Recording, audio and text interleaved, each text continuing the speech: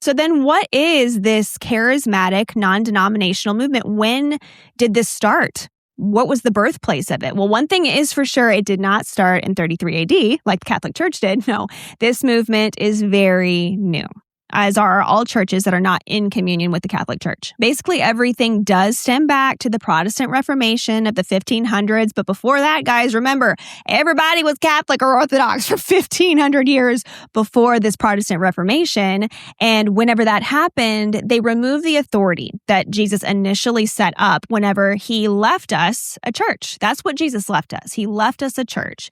And what that led to was people just kind of choosing to interpret scripture in their own way with their own opinions. And now we've got tens of thousands of denominations and mass theological confusion within Protestantism and evangelicalism. And it's not like the Protestant Reformation caused any kind of unity. No, in fact, after the 1500s, churches in the Protestant world continued to splinter off, continued to create new individual theologies. And now, let's fast forward to the 18th century in the United States. There was this revival movement that started to spread in the United States, and it was called the Great Awakening. And it basically established non-denominational Christianity, where it's all about personal experience, individual feeling with no affiliation to a denomination or any sort of theological structure. And when you have no authority to regulate any of that, then you get lots of different versions of Christianity. And all of them believe that their version is the right one. Another huge influence in the non-denominational world was this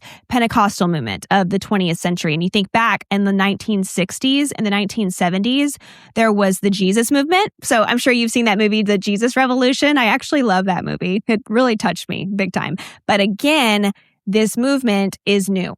Very, very new. And now we have what's called the NAR, the NAR, I don't know if you want to say NAR, NAR, the New Apostolic Reformation. And basically their core beliefs are surrounded by modern day apostles and prophets, all of which are self-proclaimed, without any sort of authority or apostolic succession that even approves any of this. And if you're in that world, you're really taught not to question any of these people, not to question these apostles, not to question the prophetic words at all. And so in order to avoid any sort of criticism over their practices or things that they believe that might even go against scripture, or anything that's against early Christian tradition, what they'll say is things like, do not touch the Lord's anointed. If you question, then that's touching the Lord's anointed. And I think that that is used in order to avoid criticism or any sort of accountability on what's actually happening here. It's a movement that definitely prioritizes experiences and hyper-emotionalism over traditional biblical doctrine, which